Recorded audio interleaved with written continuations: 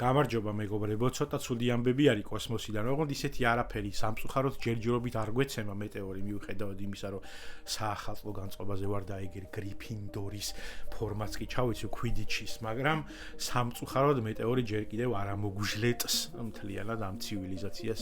იმიტომ რომ როგორც ჩანს სამყარო მიიჩნევს, რომ ჯერ კიდევ გვაქვს რაღაცა შანსები. თუმცა ცუდი ამბები არის იუპიტერის თანამგზავრი ევროპადან. თუ ესეთი თემები გიყვართ, ალბათ გეცოდინებათ, რომ ევროპა, ანუ იუპიტერის ერთ-ერთი თანამგზავრი იყო მეცნიერების აზრით ყველაზე დიდი შანსის მქონე ციური სხეული, რომ იქ ყოფილიყო რაღაცა ფორმის სიცოცხლე, იქნებოდა ეს მიკროორგანიზმები თუ ვთქვათ ფსიქოპატის სირინოზები, იმიტომ რომ ეხლა წარმოიდგინეთ, რომ რაღაცა ცივ წყალში ცხოვრობ, მთელი ცხოვრება რაღაცა ჰუმანოიდი ხარ, რომელსაც აქვს რაღაც აზროვნების უნარი და მთელი ცხოვრება ცდილობ რომ ზემოთ ატივტივდე და იქ როგორც კი ახვალ მე იქ რაღაცას ურტყავ ხელს და ვერადიხარ, ვერ ზემოთ ვეღარ ადიხარ და იქ ამ რაღაცა კედლის გამჭვირვალე კედლის იქით მოჩანს ეს ზოლიანი დიდი ბურთი, რომელზეც კაცმა არ იცის რა ხდება ან რა არის. იქ რაღაცა პატარა მოკიაფე ყვითელი თუ თეთრი ბურთი ჩანს, რომელიც ხან ჩამოდის, ხან ადის, ვეღარ გაიგეს შენი ყინულოვანი პლანეტა არის თუ რა არის საერთოდ წყლის აკვარიუმში ხარ, სად ხარ საერთოდ არაფერი არის და უცებ მოდის NASA-ს ხალხი და ესე თხრის აქაურობას და უცებ ეგრევე ეგზისტენციალური კრიზისი გეწყება, იმიტომ რომ მანამდე იქ იცი რომ ზოგადად ეს აქ რაღაცა ხვრელები თუ გაიჩით ამ თემაში უცებ იქ ეს გეიზერები ამოდის, ხო ეს გვინახავს რაღაცა ხანდახან ყოფილა შემთხვევები, რომ ევროპაზე ამოუხეთქავს ამ წყალს და რაღაცა მე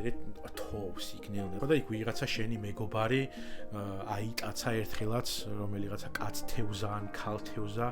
ამ გეიზერმა გადააგდო აისროლა ჰაერში თუ რაღაცაში, იმიტომ რომ არიცი თავისთავად რომ ეს ჰაერია და ის რო ყინულია, იმიტომ რომ ეხა იმ გარემოში ქიმიას ვერავინ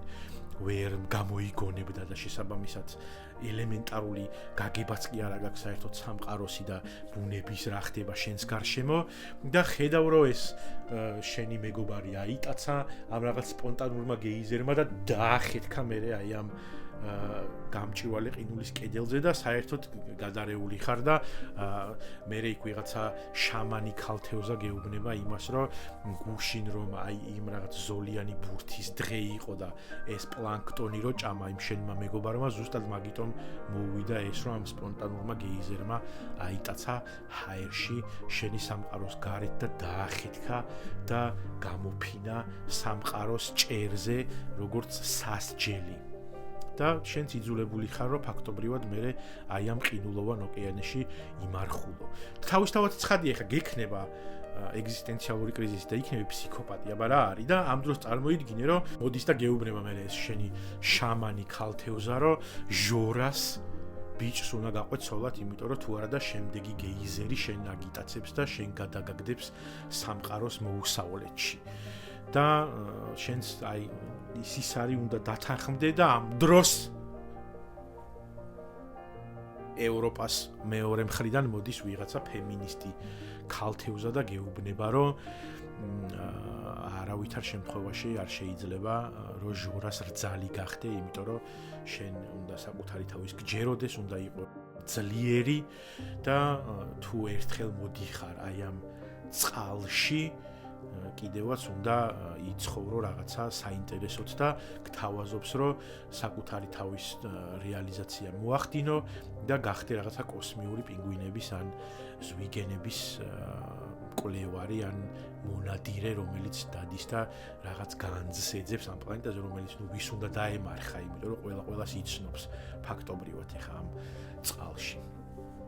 და რა განძი უნდა შეექმნათ ეხა ვიღაცებს, ხო წარმოუდგენელი რაღაცა არის და ამ დროს მოდის ეს NASA-ს მიერ გამოგზავნილი რაღაცა აპარატი და ჩამოყოფს თავის კამერას, მოიხედავს და თავისთავად ცხადია მთელი სამყარო თავზე ჩამოგენგრევა და საქმე რაში არის რომ არა მარტო შენ როგორც ევროპაზე მცხოვრებ ქალთევზას ჩამოგენგრევა თავზე სამყარო აი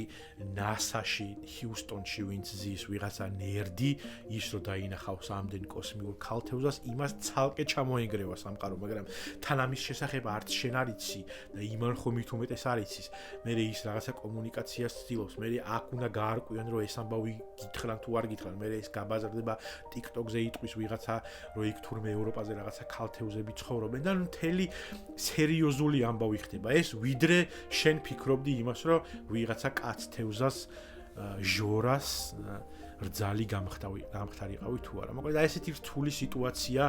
არის ზოგადად შექმნილი ევროპაზე, თუმცა სამწუხაროდ ჩვენ ამას ვერ გავიგებთ, იმიტომ რომ როგორც აღმოჩნდა და როგორც დაადგინეს მეცნიერებმა, არის ესეთი თანამგზავრი ხელოვნური NASA-ს მიერ გაგზავნილი ჯუნო, ის აგროვებდა რაღაცა მონაცემებს